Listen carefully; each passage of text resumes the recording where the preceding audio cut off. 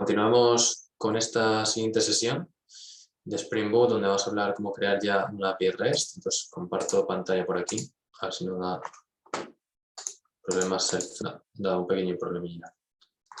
Vamos a ver si refresca y avanzamos. Vamos a darle...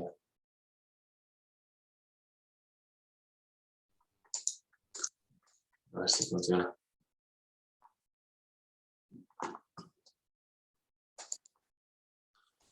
Vale, pruebo ahora.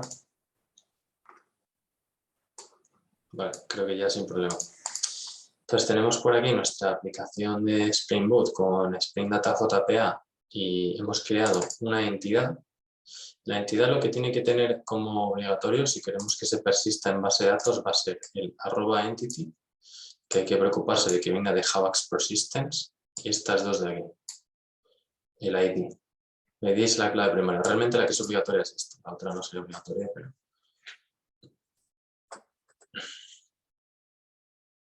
El ID sería obligatorio.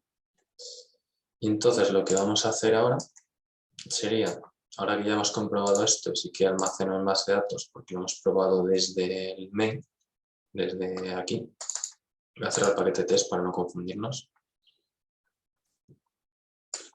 Ahora que ya hemos verificado que esto funciona, vamos a hablar de qué serían los servicios REST y poder ponerlo en marcha. Entonces, un servicio REST va a ser en nuestro caso un punto de comunicación con esta aplicación, pero desde el exterior. Es decir, aquí nos estamos ejecutando la aplicación muy bien desde un botón, pero porque tenemos el IntelliJ abierto y la aplicación en él. Pero esto en la realidad, si queremos desplegarlo a un servidor, no va a haber un IntelliJ ni nadie dándole un botón. La aplicación se va a ejecutar en un servidor y esa aplicación se va a quedar ahí funcionando. Entonces, ¿cómo va a ser accesible? Si no va a haber un IntelliJ ni nadie que ejecute nada ahí, pues va a ser accesible a través de peticiones HTTP a un determinado puerto.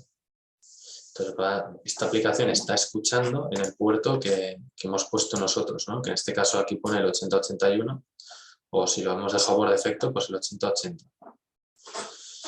¿Qué quiere decir eso? Que si yo me comunico con el localhost o el sitio donde ya he desplegado esto, que a lo mejor puede ser un servidor, si yo tengo la IP para poder accederlo, pues pondría la IP y el puerto. Obviamente tendría que estar abierto el puerto para poder acceder, ¿vale? Mi ordenador sí que lo va a estar.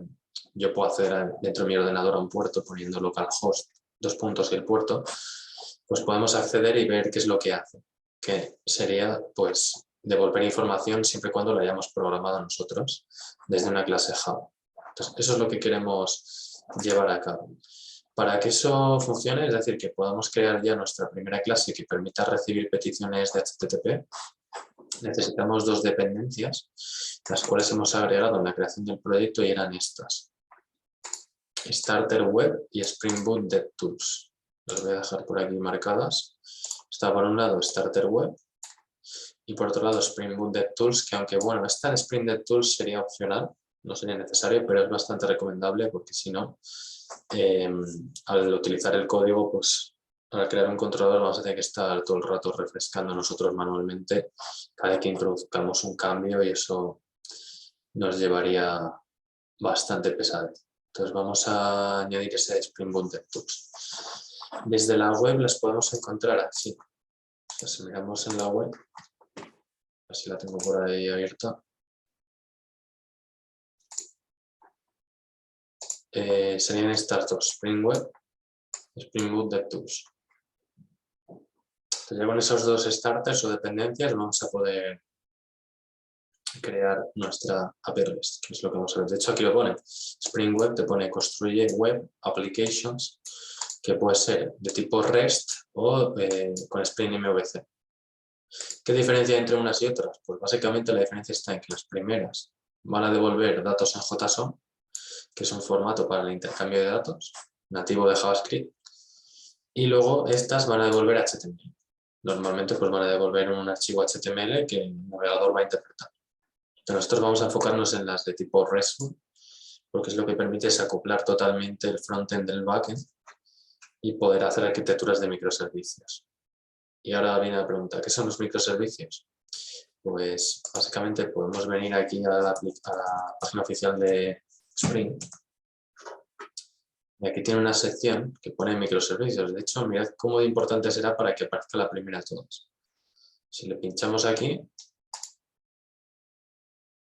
nos lleva a esta pantalla que nos explica de qué van los microservicios, que básicamente ya te está diciendo que es como arquitecturar una aplicación en piezas más pequeñitas y manejables, independientes unas de otras, pero que se pueden comunicar entre sí, con el objetivo de pues, proporcionar, crear una plataforma común, pero en piezas pequeñas modulares que puedan ser reemplazables unas por otras en cualquier momento, lo cual pues, permite un mejor desarrollo y menores costes. Hombre, sí es cierto que también tiene su trade-off de lo que sería, tiene mayor mantenimiento, ¿no? No es lo mismo que una arquitectura en la cual está todo en la misma aplicación, es todo más fácil. Una sola aplicación, desplegar la aplicación y se acabó. Pero con microservicios ya tienes que orquestarlos, tienes que desplegar muchos, a lo mejor uno depende de otro y hasta que no esté el otro no puedes desplegar ese primero. Te lleva más trabajo, pero esto lo que te proporciona es escalabilidad, porque si necesitas muchas conexiones puedes balancear la carga entre diferentes microservicios. ¿Cómo es la arquitectura? Aquí la vemos, bajamos. Aquí vemos cómo los datos llegarían desde el navegador o un teléfono móvil o un dispositivo de Internet of Things, como podría ser quizás pues, un frigorífico inteligente, un smartwatch, una pulsera de estas inteligentes, cualquier cosa, ¿no? Una estantería con sensores de peso para determinar si el stock se está agotando y lanzar un pedido de nuevos productos.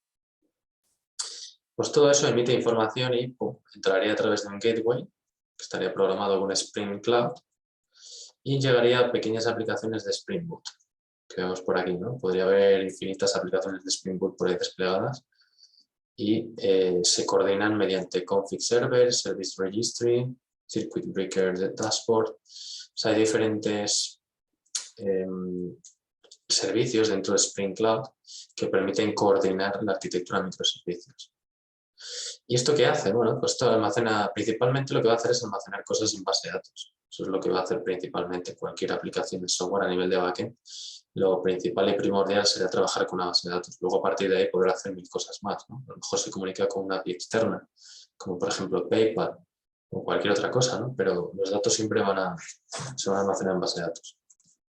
Entonces, los microservicios, para que nos entendamos, viene a ser una aplicación, pues en vez de hacer el enfoque tradicional de arquitectura monolítica, en la cual solo hay una aplicación y se despliega todo en una sola aplicación y ya está, lo cual, imaginémonos que si estamos 10 personas desarrollando en ese proyecto todos los días, durante años, pues eso va a crecer de manera ingente, entonces cada vez va a pesar más y más y más y manejarla va a ser más difícil.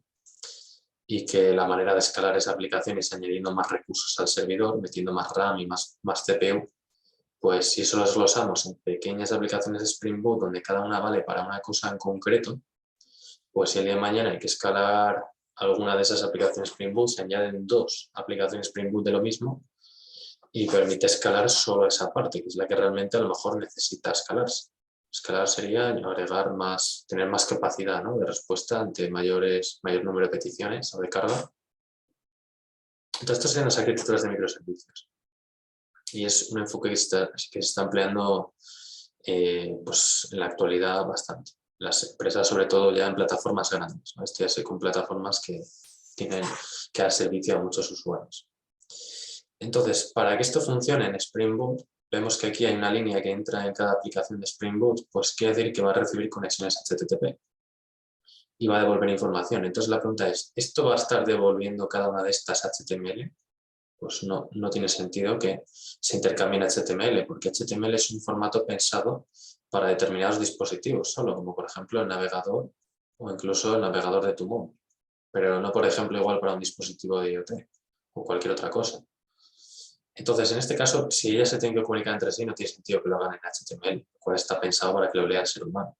Entonces, ¿cómo lo van a hacer? En otro lenguaje un poco más eficiente, en otro formato, más bien, como JSON. Entonces, ¿qué es lo que planteamos? Pues crear una aplicación de Spring Boot que devuelva datos a JSON. ¿Cómo se hace eso? Pues ya tenemos las dependencias, solo tenemos que crear una clase que devuelva JSON. ¿Vale? Entonces, ¿cómo lo hacemos? Pues venimos aquí, creamos la clase, como clic derecho, new, creamos una clase, y la vamos a llamar book controller. Controller porque normalmente van a ser se les llama controladores a estas clases. Básicamente dentro del patrón modelo vista controlador, pues tendremos por un lado un controlador, que es esta clase que va a gestionar peticiones HTTP, por otro lado un modelo, que será pues las entidades que ya hemos creado junto con el repositorio y servicios si es que creamos un servicio, y luego por otro lado la vista. En este caso no habría vista. ¿Por qué? Porque hemos dicho que estas aplicaciones pequeñitas no necesitan intercambiarse entre ellas una vista, porque son aplicaciones de software, no necesitan ver las tablas, encabezados y colorines, no les hace falta. Ellos con ver y entender JSON les es suficiente. Lo de las vistas es solo para que lo vea una persona en el navegador. Entonces, ¿qué es lo que vamos a hacer aquí? Pues vamos a crear un controlador de tipo REST. ¿Cómo se crea eso? Pues con @REST controller. Ahí está. Y eso hay que añadirlo. Con control espacio agregamos el REST controller. ¿Y cómo hacemos ahora entonces? Para sacar, es decir, para hacer uso de este controlador. Pues aquí podemos crear un método. Podemos empezar creando uno a la mundo. Y luego agregar un HTML, incluso se podría hacer que se vuelva un HTML. O un XML también, se podría agregar varias cosas, pero lo normal es JSON, ¿no? Entonces, bueno, vamos a empezar con uno a la mundo simplemente, de un HTML, y luego ya nos metemos a realizar lo que serían los... De hecho, es más, eso igual lo hago aparte, en uno de pruebas, porque este va a ser solo para las cosas que tengan que ver con book. Entonces me voy a crear otro, que le voy a llamar Hello Controller, y así sabemos ya, solo con verlo, que es para hacer pruebas de Hello World, de Hola Mundo, y ya está. Son clases, no interfaces. Aquí le pondría REST Controller. Hay que tener en cuenta que en Spring hay dos controladores, o sea, dos tipos de controladores. Este es el REST Controller, que sería el controlador que nos va a permitir trabajar con JSON. Y luego está el controller normal, que este no lo vamos a utilizar, ¿vale? Que este es para Spring MVC, que es el que permite cargar vistas en HTML. Entonces nosotros aquí no tendríamos vista, simplemente devolveríamos datos. Entonces este es el REST Controller. Y ahora que la aplicación ya está empezando a crecer, la recomendación sería organizarlo por paquetes. Es decir, crear un paquete para las entidades, un paquete para los repositorios y un paquete para los controladores. Y si agregásemos más clases, pues lo mismo. Más paquetes para organizar cada tipo de clase. ¿Cómo hacemos eso? Pues vamos a hacerlo. Clic derecho, New, y aquí creamos un package. Entonces aquí en ese package podemos poner un paquete para las entidades, que los podemos llamar entities. Les llamo entidades a aquellas clases que llevan el @entity arriba del todo. También se les conoce como models, modelos. Entonces, bueno, al paquete se le suele nombrar entities, models, domain, que serían modelos de dominio. Suele tener varias nomenclaturas. Entonces, bueno, entities igual es la más clara porque si estamos acostumbrados a ver el @entity, pues ya solo con ver el paquete entities deduciremos que irán las clases de este estilo, que son las que se van a almacenar en base de datos. ¿Cómo lo muevo para allá? Pues simplemente arrastrando. Arrastramos la clase del paquete, le damos a refactorizar y ahí se nos mueve. Lo mismo con el resto. Voy a crearme otro paquete para el repositorio. Podría crear tantas entidades y repositorios y controladores como quisiera. De momento solo he creado uno porque vamos paso a paso, pero aquí se podría agregar tantos como se quiera. Voy a crear otro que va a ser para repository. Que se puede poner en plural o singular, como se quiera. Aquí movemos entonces el book repository, lo movemos para allá. Ahí estaría. Organizado también por su paquete. Y luego lo mismo con controller. Puedo crearme un paquete que le llame controller. Un paquete, package. Le llamemos controller. Y en ese controller podamos mover estas dos clases. Vaya que va. Ahí estaría. Y esta, que es la principal, esa la dejamos ahí. La principal la vamos a dejar siempre a nivel de paquete raíz. Es el paquete que se generó por defecto. ¿Por qué? Porque como decía antes, esta aplicación tiene esta notación especial aquí que indica que es una aplicación de Spring Boot y que tiene autoconfigurado ya el escaneo Acordémonos que el escaneo era lo que permitía escanear los paquetes, los archivos, con el fin de detectar bins, es decir, objetos que se van a crear en Spring y que van a poder ser inyectados a lo largo de la aplicación.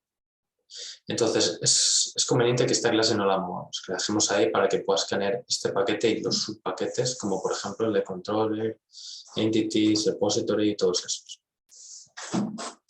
Y una vez teniendo eso, pues podemos venir al controller, hacer una prueba de que funciona. ¿Y cómo sabemos que funciona? Pues porque vamos a crear aquí un método, van a ser métodos públicos, y en lo que vamos a devolver podemos empezar devolviendo simplemente un string y luego ya pues poco a poco agregando más cosas, ¿no? Entonces aquí podemos poner hola mundo. Entonces aquí lo que podemos hacer es devolver simplemente hola mundo. Return hola mundo. Vale, ahora nos queda una pequeña parte y es el cómo accedo a través de internet a este método. Bueno, pues es más sencillo de lo que parece, es simplemente ajustando una URL a este método.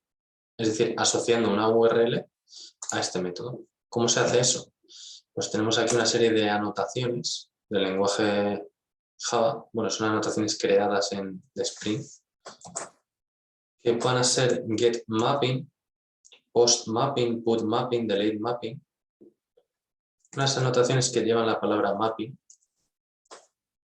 que vienen de ORG Spring Framework y Web, es decir, vienen de Spring Web, la parte de creación de aplicaciones web con Spring, y que nos van a permitir vincular una URL, de manera que cuando yo despliegue la aplicación, si yo pongo localhost 8080 o el puerto que sea, ¿no?, barra la URL que yo ponga aquí, accederemos aquí. O sea, que de esa manera quedaría ya todo vinculado. ¿Cómo lo ponemos? Pues así. Y aquí hay que especificarle entre paréntesis la URL. ¿Cómo? Pues ponemos barra hola mundo. O hola, ya está. Directamente hola. Ponemos hola y ya está. Entonces, ahora cuando entremos en barra hola, o sea, localhost 8080 barra hola, ya estaríamos comunicándonos con nuestra aplicación de Spring. Y ya estaríamos teniendo una aplicación web para empezar a trabajar con ella. ¿Cómo comprobamos esto? Bueno, también hay una cosa importante, que es configurar Spring Boot DevTools. Yo acabo de meter un cambio y acabo de guardar. Vale, voy a arrancar la aplicación. Al botón de play, ejecutamos la aplicación. Esto se ejecuta como hemos visto anteriormente. ¿Cómo accedo aquí? Pues voy a hacerlo a través del navegador, luego lo haremos con Postman. Entonces, vengo aquí y digo, vale, voy a crear aquí una pestaña nueva, aquí digo localhost 80, en mi caso puse el 8081, si no habéis tocado nada sería 8080, y aquí pondríamos hola. Ahí está, hola mundo. Ahora aquí sale hola mundo. Hemos puesto localhost, el puerto y la URL, que en este caso era hola. Vale, ya se le ha ido un hola mundo. Si quisiera cambiarlo, lo podemos hacer de la siguiente manera. Vamos aquí en texto, le damos control S para guardar y miramos detenidamente los logs. Y vemos que la aplicación no se reinicia. La aplicación se mantiene tal cual. Es decir, hemos introducido un cambio y la aplicación se mantiene tal cual. ¿Qué quiere decir eso? Quiere decir que si yo ahora vengo aquí y refresco, esto se va a quedar como estaba. No sale lo de qué tal vamos, que es un texto que he añadido nuevo. Entonces, si queremos que eso salga automáticamente para que no tengamos que estar parando la aplicación y volviendo a arrancarla, podemos tener configurado Spring Boot DevTools. El primer paso es tener agregado el Spring Boot DevTools aquí como dependencia, que ya lo hemos hecho. Entonces, este paso número 1 ya está ok. Nos falta ahora una segunda parte, que es configurarlo en IntelliJ. Hay entornos como Eclipse que ya no tienes que tocar nada y viene preparado. Pero aquí sí que hay que configurarlo. ¿Cómo lo haríamos? Pues lo haríamos de la siguiente manera. Aquí en File, en Settings, ¿vale?, hay una opción que vamos a tener que marcar. La primera de todas es en Advanced Settings. Tenemos que seleccionar esta opción que pone aquí, Allow Automake to start even if the developed application is currently running. Esta opción aquí. Hay que dejarla marcada porque por defecto viene desmarcada. Esta la tendríamos que marcar. Le daremos a aplicar. Aquí en Advanced Settings. Esto, repito, es para que el Spring Boot DevTools pueda reiniciar automáticamente cada vez que guardemos. Y ahora vamos a hacer la prueba y vamos a ver si es verdad. Entonces marcamos esta opción. Una vez marcada esta opción, hay otra opción que marcar, que es aquí en Build Execution and Deployment. Pues tenemos una pestaña que es Compiler o compilador. Habría que marcar esto. Vale, pues aquí hay una que se llama Build Project Automatically. Entonces, ahí es donde hay que marcar. Esa hay que marcarlo. Y esto hay que hacerlo para cada proyecto de Spring. La de Advanced Settings, esa ya se mantiene para todos los proyectos. Pero la de Build Project Automatically, esa hay que marcarla en cada proyecto que hagamos. Seguro que hay alguna manera de configurarlo para que siempre salga, pero bueno. Siempre que conviene asegurarse. Cuando creemos un proyecto nuevo, venimos aquí, miramos si está el Build Automatically puesto, lo marcamos. Eso sí, si obviamente queremos tenerlo de Spring Boot DevTools, si no, pues lo dejamos tal cual viene y se acabó. Pero lo interesante sería ponerlo, porque yo marco esto ahora, ¿vale? Son dos opciones, repito, Advanced Settings. Esta de aquí hay que marcarla. Y aquí en Compiler, esta de Build Project Automatic, marcarla. Vale, le damos a OK. Entonces ahora voy a parar la aplicación para que pille ahí efecto y ahora vamos a hacer la misma prueba que hemos hecho antes. Dándole a Start, entonces arrancará la aplicación. Ahora probaremos a verlo, meteremos un cambio y veremos si lo pilla o no. Y eso está bien porque nos ahorra parar y arrancar, sino que se haga automáticamente. Vale, venimos aquí, refrescamos, sale lo de qué tal vamos y ahora voy a meter un cambio y vamos a ver si refresca esto. Y hasta luego. Le doy a Control S para guardar. Entonces esperamos ahí unos segundos, la aplicación debería ya de reiniciarse, ahí lo vemos. Ahí han salido unas líneas nuevas, ojo, y vuelve a repetirse el banner de Spring. Ahí está, se ha repetido. Posible que igual se repita más de una vez porque eso ya es como lo pillará IntelliJ o a lo mejor pues no lo pilla ahí dos veces. No sé, el caso es que ya se ha reiniciado, que es lo que queremos. ¿Vale? De manera que sin haber hecho nada, salvo guardar, simplemente guardar, vengo aquí, refresco y ya me pilla el cambio. ¿Vale? Entonces esto es interesante para cuando estamos muchas horas de desarrollo, pues que simplemente cada vez que guardemos se autodespliegue ya todo y no tengamos que estar pues parando la aplicación y arrancándola, que tarda más. Porque si la paro, entre que se para más luego lo arranco, tarda más que esto. Que aquí le das control S y se acabó. Vale, ya teniendo eso configurado, ya podemos empezar aquí a desarrollar controladores de manera productiva, cómoda. Entonces, este sería un primer ejemplo en el que hemos devuelto un string. De hecho, esto lo podemos abrir desde nuestra aplicación de Postman, que es lo que hemos comentado, que va a ser lo idóneo para trabajar con API REST. De hecho, esto es para lo que vale, para construir APIs, para probar que todo va bien. Entonces, nos descargaríamos este programa, yo lo voy a abrir, que lo tengo por aquí ya instalado. Lo abrimos y vamos a echar un vistazo a ver cómo hacer ahí las peticiones y ir guardándolas en la colección. Os recomiendo que las vayáis guardando, especialmente en aplicaciones que ya son grandes, porque así ya no tenéis que andar repitiéndolas todo el rato.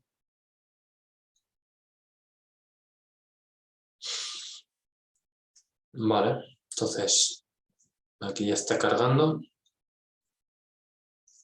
Vamos a crear una colección.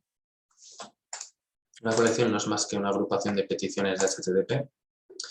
Entonces me voy a crear aquí con el botón de más. Tengo que ponerme aquí en Collections. Voy a crear una nueva colección que no es más que una agrupación para que así todas las que vayamos haciendo las tengamos ordenadas y no sea un caos. Porque si no vamos a empezar a crear peticiones y luego no sabemos cuál es cuál y al final es un lío.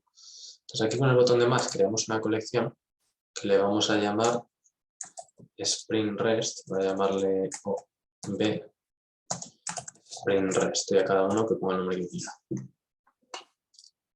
Y bueno, vamos a crear una sprint REST, vamos a estar trabajando ahí con libros, que puedo poner book también, así lo identifico más rápido. Vamos a utilizar Spring REST, porque tenemos que crear una API REST. Entonces, yo desde aquí ahora podría venir y decir, vale, pues voy a añadir una request, una petición, y darle aquí los 3 puntitos y darle add request. Les voy a ir cerrando algunas que ya tenía por ahí abiertas. A ver un segundo, que las voy a dejar todas cerradas. Vale, esta va a ser mi nueva petición. Entonces, para hacer la petición a la aplicación de Spring Boot, simplemente tengo que poner aquí la URL, http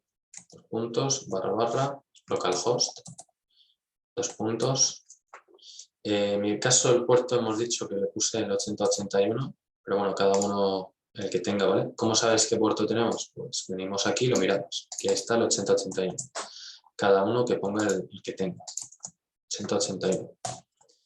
Y aquí vamos a poner hola, que es el nombre que le hemos dado, ¿no? Hemos dado aquí el nombre de hola, pues eso es lo que vamos a poner. Entonces le voy a dar aquí. Y aquí estaría el texto, hola mundo, ¿qué tal? Hasta luego. Pues ese texto es el que estamos devolviendo por ahí.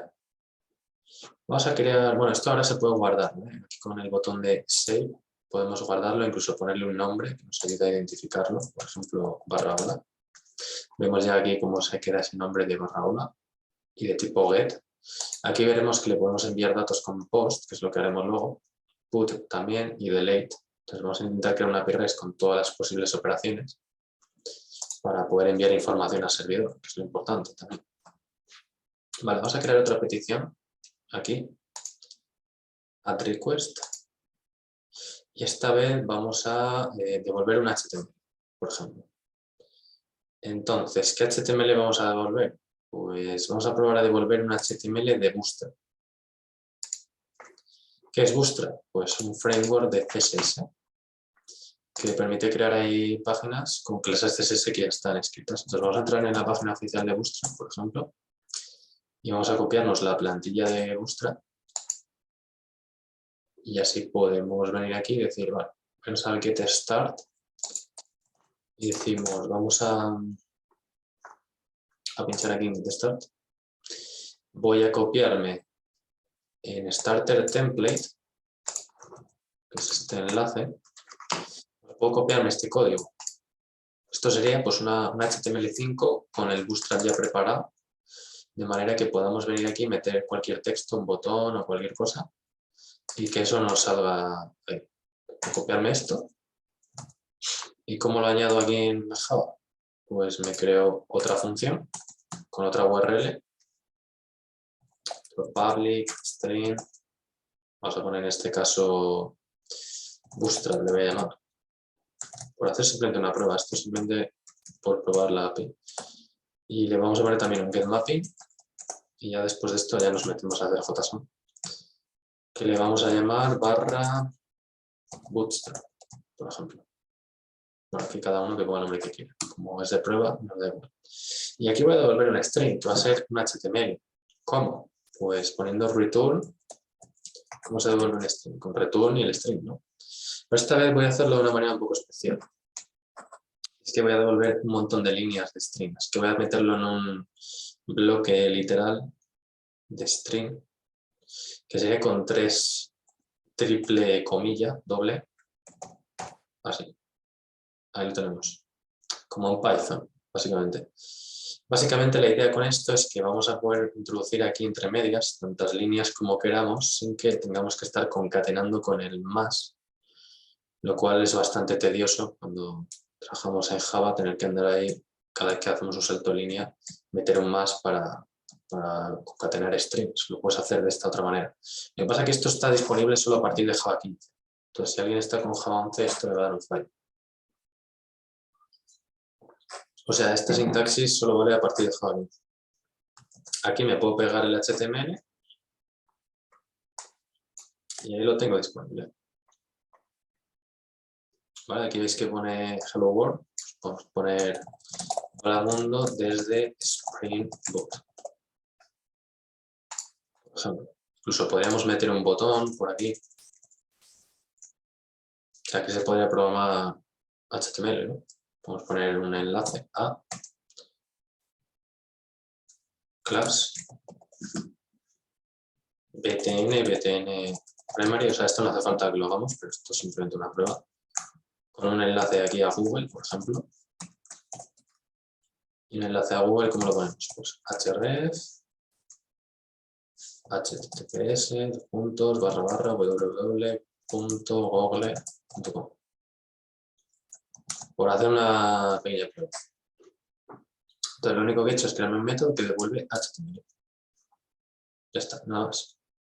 Pasa que el HTML este me lo he copiado, no lo he hecho yo, lo he copiado ahí de la página de Bootstrap.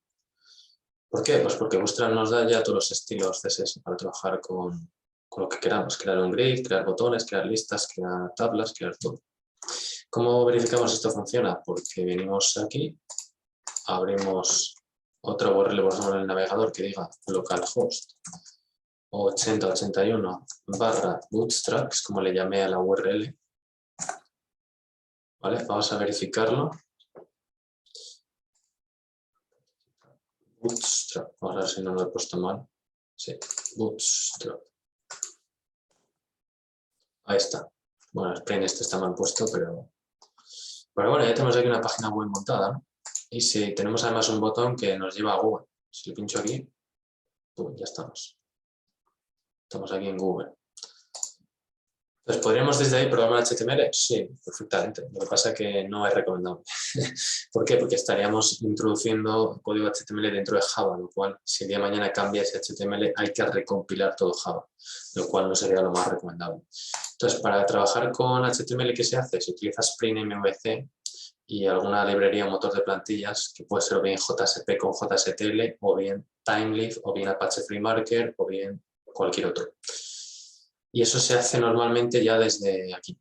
Vemos que hay una carpeta templates, pues ahí se crearían los HTML. En static, pues los CSS, JavaScript, etcétera, irían aquí. Y desde el controlador simplemente redireccionaríamos, o sea, delegaríamos la petición en ese HTML pasándole datos, los cuales mostraríamos con Timeleaf o la tecnología que fuera. Entonces, bueno, esto como ejemplo de que desde aquí se puede enviar HTML, pero no lo haríamos desde aquí. Ahora, nosotros vamos a continuar con otra línea de trabajo que es la de JSON, no la de HTML. O sea, esto está bien para comentar que, oye, desde aquí también sería posible hacer esto, pero nosotros queremos crear una API REST que va a devolver los datos en un formato para el intercambio de datos, que es JSON. Y que vamos a hacerlo en base al book, que es una entidad que hemos creado aquí. Entonces voy a crear métodos para hacer las operaciones CRUD sobre la entidad book. ¿Cómo hago eso? Pues me voy a crear un método que sirva para buscar todos los libros en base de datos, otro para buscar un solo libro en base de datos, otro en base al ID, por ejemplo, según su ID, otro para crear un nuevo libro en base de datos, otro método para actualizar un libro existente en base de datos y otro para borrar un libro en base de datos. Borrar un libro en base de datos. Así que vamos con ello. Empezamos por el primero, ¿no? Que es buscar todos los libros en base de datos. Esto ya lo hemos hecho, si nos damos cuenta, lo hemos hecho en el main. Si abro otra vez el main, lo vemos. Aquí está hecho, ¿no? Cuando hacía el find all. Entonces la idea sería ver cómo yo puedo hacer esto mismo, pero aquí, en el book controller, aquí. Si lo pongo así tal cual me da un fallo porque esto es una clase, tenemos que el código ejecutarlo dentro de un método de esta clase, ¿no? Las clases tenían atributos, constructores y métodos, ¿no? Esto se ejecutaría dentro de un método. Entonces hay que crear ese método. Pues vamos a crearlo. Public find all le voy a llamar, o find books, como queramos llamarle, find books, únicamente. Yo no suelo poner otra vez el nombre de la entidad porque ya es redundante. Ya tenemos book aquí arriba, entonces yo preferiría poner find all y ya está. Porque así ponemos find all en todos los controladores. Porque si pones find books, luego en el siguiente controlador que hagas vas a tener que cambiar el books por otra cosa porque estás trabajando con otra entidad y estás al final todo el día cambiando los nombres de los métodos. Entonces si pones find all, pues ya ese te va a valer siempre para cualquier controlador. Vale, find all, nos falta el tipo de dato a devolver. En este caso no voy a devolver un string, porque quiero devolver una lista de libros. He dicho todos los libros, ¿no? Es decir, quiero devolver una lista de libros. ¿Cómo se crea una lista de libros? Con list y array-list, ¿no? Pues podríamos venir aquí y poner que devolvemos una lista de libros. ¿Cómo sería eso? List. Y aquí especificar los libros, book. Ya está. Este método devuelve una lista de book. Pasa que hay que importar la clase book porque está en otro paquete. ¿Vale? Entonces habría que pasar por encima, darle a import class y con esto la importamos. Aquí hay que tener cuidado porque hay una clase book también en un paquete que no es nuestro, que es en AWC. Entonces esta la tenemos que ignorar. Nos quedamos con la primera. Lo mismo pasa con list. List también viene de otro paquete y hay varios con el mismo nombre. Entonces esto viene de java.util. Entonces hay que tener cuidado a la hora de importar cosas porque es muy fácil equivocarse a importar una clase que se llama igual pero que viene de otro paquete y entonces ya no va a funcionar. Entonces lo que vamos a hacer aquí va a ser venir aquí y decir, bueno, pues find all, venga, ¿qué nos falta ahora? Nos falta recuperar y devolver los libros de base de datos. ¿Cómo accedo? Pues con el repository que dijimos antes, ya lo vimos, ¿no? Find all. Y esto me da una lista de libros, así que si le hacemos un return, ya lo tenemos. O sea, una línea de código. Pero tenemos un problema, ¿no? Y es que el repositorio está rojo, no está accesible aquí. Entonces lo que tenemos que hacer es añadirlo como un atributo en esta clase para poder accederlo, ¿no? O sea, aquí lo que hicimos fue sacarlo del contenedor porque da la casualidad que teníamos este contenedor aquí, pero ahora no lo tenemos, ¿verdad? O sea, ahora aquí en el book controller no lo tenemos. Entonces, ¿cómo añadiría yo este repository? Vale, hay varias opciones. Se puede añadir a través de un atributo, a través de un constructor o a través de un set. Entonces, la opción más recomendable sería hacerlo a través de un constructor, porque así facilita el texto. Es decir, hay que inyectar la dependencia repository en esta clase. ¿Cómo lo hacemos? Pues recuerdo el esquema principal, ¿no? Cuando creo una clase que tengo atributos, constructores y getter y setter. Esto es lo que suelo tener, ¿no? Pues voy a crear un atributo y voy a crear un constructor y que ese atributo sea el repositorio y en el constructor le pasamos ese atributo. Como cuando creamos una clase normal y corriente, pues lo mismo. Entonces vamos a hacerlo. Y getter y setter no haría falta porque nadie va a andar aquí utilizando el controller. Los controladores se crean aquí, es la capa de entrada, es el punto de entrada a la aplicación ahora. Entonces no haría falta que nosotros creáramos controladores. Este es Spring que los inicializa y quedan ahí funcionando. Atributos. Pues ¿cómo creo un atributo de tipo book repository? Pues private book repository. Ahí está. Como un atributo más. Lo que en vez de ser string o double, pues es book repository. ¿Cómo creo un constructor para ese atributo? Pues es que no tengo ni que escribirlo. Le doy clic derecho, generate, constructor y me lo genera. Ahí está. Vale, voy a volver a generarlo. O sea, me añado el atributo, ¿no? Que es book repository. Vamos a dejar esto bien estricto. Y aquí me añado el constructor, clic derecho, generate, constructor y selecciono book repository. Ahí está. ¿Vale? Ahora ya solo con esto, solo con tener esto así tal cual lo tenemos, Spring, que hemos dicho que escanea clases e inyecta dependencias, pues detecta que este bin para ser creado necesita un book repository, buscará en el contenedor de bins y dirá, ah, pues sí, mira, yo tengo un book repository por aquí, te lo voy a inyectar. ¿Vale? ¿Por qué? Porque lo tenemos aquí, que pone repository. Entonces lo va a inyectar aquí automáticamente, no tenemos que hacer nada más. Se acabó. Solo con tener esto ya tendré el repository. Lo que pasa es que, bueno, aquí le llamo book repository y aquí repository secas. Es que voy a ponerlo bien. Ahora voy a poner book repository aquí y así ya lo tenemos. Y ya está. Nos falta un pequeño paso, que es el de mapear la URL a este método para poder accederlo. ¿Cuál sería esa URL? La que nosotros queramos. Entonces la vamos a poner con un método, getMapping.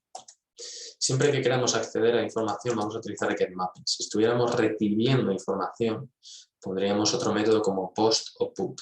Entonces vamos a hacer la prueba. Ponemos get y luego ya ponemos post. Aunque post lo veremos en la siguiente sesión. Entonces podemos ahora simplemente recibir... Bueno, vamos a ver los que nos dé tiempo, ¿vale? Entonces vemos aquí, ponemos getMapping. ¿Qué nombre le puedo poner a esto? Pues normalmente vamos a utilizar el nombre de la entidad en plural. Es decir, si yo aquí estoy con Book Controller, un controlador que sirve para trabajar con libros, pues yo aquí pondré Books, normalmente, ¿vale? Pero aquí se podría poner Book en singular o como quisiéramos. Pero así por convención y tal, el nombre de la entidad en plural. Es más, es un API REST, así que incluso es común poner API delante, para que se sepa que esto es un API, para diferenciarlo de otros posibles controladores que haya que no sean de tipo REST, es decir, que no devuelvan JSON. Es otra manera ponerlo de API. Entonces vamos a acostumbrarnos a ponerlo porque siempre que creamos una API REST normalmente se pone siempre la palabra API para tenerlo identificado. Entonces voy a darle control S para guardar y esto ya debería desplegar. ¿Vale? La mejor manera de comprobarlo sería verificar si esto reinicia. Pues bueno, aquí lo vemos cómo está reiniciando, lo estamos viendo ahora mismo, en vivo y en directo. Entonces vamos a ejecutar este método, pero esta vez desde Postman, y ver qué es lo que ocurre. Bueno, sí que hay bugs, porque en el main hemos insertado. ¿Vale? Si miramos el main hemos insertado aquí algún libro, así que debería aparecer un libro. Si no hubiéramos insertado en el main, pues va a salir vacío, pero cuando creásemos aparecerán. Entonces vamos a probar esto. ¿Qué pruebo? Pues API Books. O sea, ¿cómo accedo aquí? Pues si no lo tenemos claro, nos podemos poner aquí un comentario, o sea, un Javadoc, que pongamos la URL de acceso a este método en concreto, que es http localhost 8081, en mi caso 8081, /API /books. ¿Vale? O sea, tenemos una parte común, que es la aplicación, que es el http localhost 8081, y la parte que hemos desarrollado ahora, que es el API Books, que es lo que acabo de meter aquí nuevo. Entonces hay que saber construir esas URLs. También hay que tener cuidado, si tenemos más de un método con la misma URL y el mismo método HTTP, se producirá una colisión. Es decir, habrá dos métodos para la misma URL, en consecuencia habrá un fallo. Siempre tiene que haber métodos diferentes, o sea, o URLs diferentes en cada método. Puede ser que ambas tengan la misma URL y tengan diferente método HTTP. En consecuencia eso es correcto, porque no colisionan, porque van por diferente método HTTP. Eso lo vamos comentando. ¿Cómo sé si esto funciona? Vengo a Postman, creo una nueva petición y pongo esa URL. Como ya la he escrito, la voy a copiar y pegar para no tener que escribir 80 veces la URL. Copio, pego, le doy a get. Bueno, pues ya tenemos aquí libros. Tenemos uno, ¿no? Es más, voy a hacer que no se borre uno de los libros que estábamos borrando desde el main. Vengo aquí y este que está borrando lo voy a comentar para que no se borre, para que así nos aparezcan los dos en el API REST. Lo de REST básicamente lo que quiere decir es que los recursos van a estar identificables de manera inequívoca con una URL y que van a poder ser recuperados sin que tengamos que andar, que una URL, que sin dependencia de estados.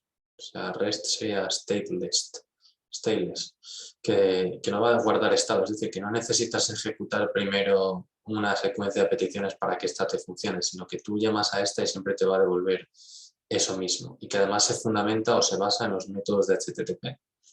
Es decir, que se apoya en los métodos de HTTP, como son el get, post, put, delete, para llevar a cabo pues, las diferentes peticiones, acciones de CRUD, por ejemplo. No necesariamente se tiene que mapear una con respecto a una operación en concreto, pero suele ser lo normal.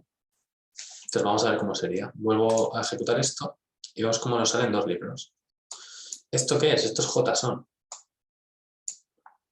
Y esto de aquí es un array, viene en corchetes, un array de JSON. Y esto es un objeto de JSON y esto es otro objeto de JSON. Entonces esto es un objeto que representa un libro. Y tiene todo lo que hemos comentado. Tiene una fecha, un precio, un autor. Fijaros que estos datos yo los he creado desde el main.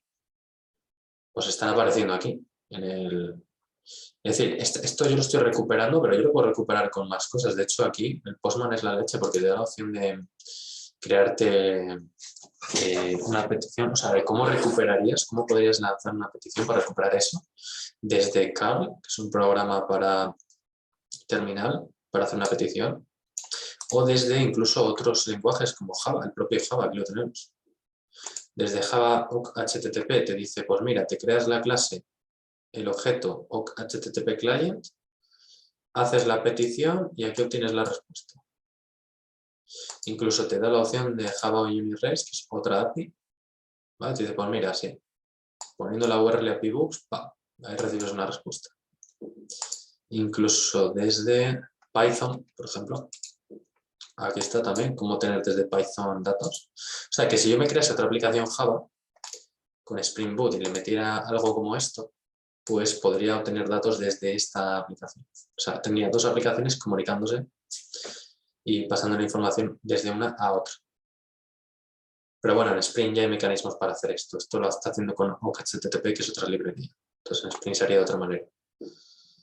Esto es para que veamos que, bueno, pues que Postman te va generando código también. Está bastante bien. Y vamos a probar las siguientes operaciones, por ejemplo. En Book Controller, ahora que ya hemos recuperado todos, fijémonos que yo aquí simplemente le devuelvo los datos tal cual. O sea, yo le digo, hola, return de la lista de libros. Y esto aquí, ¿cómo llega? Con JSON.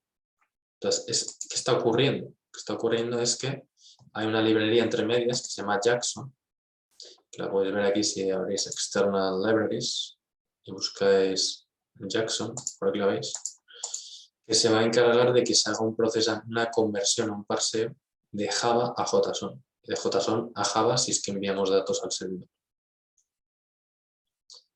Pues esa es la idea de lo que está ocurriendo. Voy a cerrar esto. Vale, nos faltan más métodos, ¿no? Buscar un solo libro. Vamos con ello. Que sería public. Si antes devolvía una lista, porque devolvía muchos, ¿ahora qué haré? Si quiero devolver solo uno, devolveré book, ¿no? Como tipo de dato. Y haré find one. Find by ID, por ejemplo.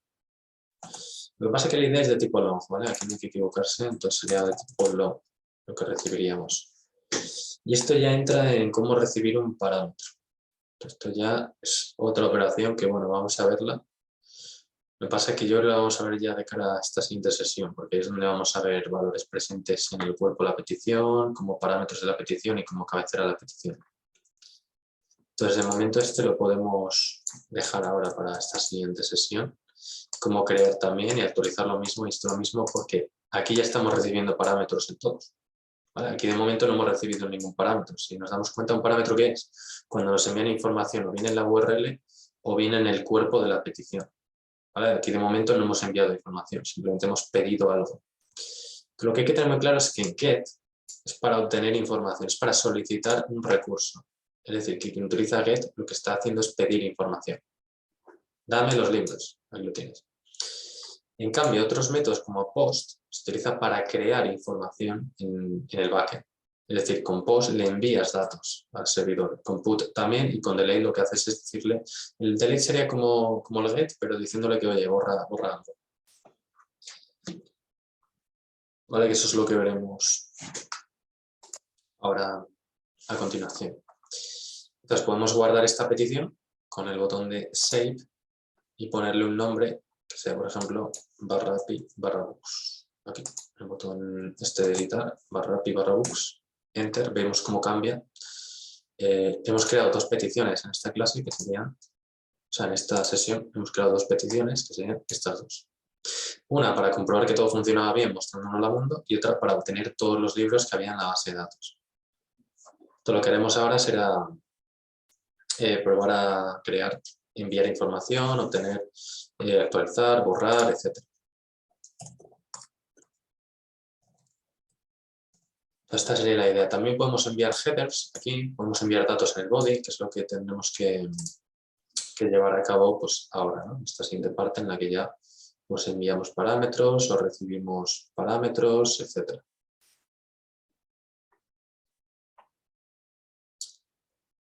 Vale, pues entonces de esta manera ya lo que vamos a hacer es que podemos crear más peticiones, por ejemplo aquí, con add request. Yo recomiendo crearla desde aquí, porque se puede crear desde aquí también, pero desde aquí ya te la va guardando automáticamente la colección. Si lo creas desde arriba, luego tienes que especificarle la colección y es un paso más y te lleva más tiempo. Entonces aquí podemos crear otra request y esta será la que utilicemos con post. Después, ¿vale? La guardamos, vemos cómo cambia ahí el post. Entonces esa será para enviar datos. Podemos crear otra también para pedir pues por el ID. También se podría mover hacia arriba si queremos cambiar el orden. Y bueno, pues estas las vamos a ir haciendo ahora. De momento vamos a enfocarnos en esta. Esto es un array de JSON con objetos JSON. Todo lo que haremos será ahora, ya pasaremos a verificar cómo enviar y terminar los métodos CRUD. O sea, métodos que desde aquí nos van a permitir llevar a cabo pues información. Esto se puede poner en el README. En el Project Controller, ¿qué es lo que va a tener? Operaciones CRUD, como por ejemplo buscar todo, retrieve, ¿vale? O sea, buscar todos los libros, buscar un solo libro. Realmente, una vez aprendemos este esquema, va a ser casi siempre igual para todos los controladores. Buscar un solo libro, crear un nuevo libro, actualizar un libro existente, borrar un libro, borrar todos los libros. Pues se pueden hacer muchas operaciones. Y esto, pues si luego creamos otra entidad que no sea book, y sea, pues, por ejemplo, employee o customer o lo que sea, pues sería lo mismo, la misma dinámica de pasos, pero con la otra entidad. Y así poco a poco vamos construyendo nuestra aplicación. Y si queremos que se asocien entre sí, pues tendríamos que, desde una clase, crear una asociación con otra entidad. Lo cual ya pues conviene echar un vistazo a las anotaciones de one-to-one, one-to-many, many-to-one, many-to-many, siguiendo un poco la cardinalidad de base de datos.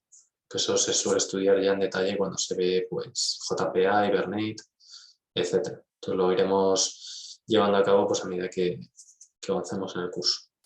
Entonces vamos a parar aquí ya con esta sesión, en la cual pues hemos puesto en práctica ya el concepto de controladores y pues vamos a seguir avanzando ahora con ella en la siguiente sesión. Entonces paramos por aquí.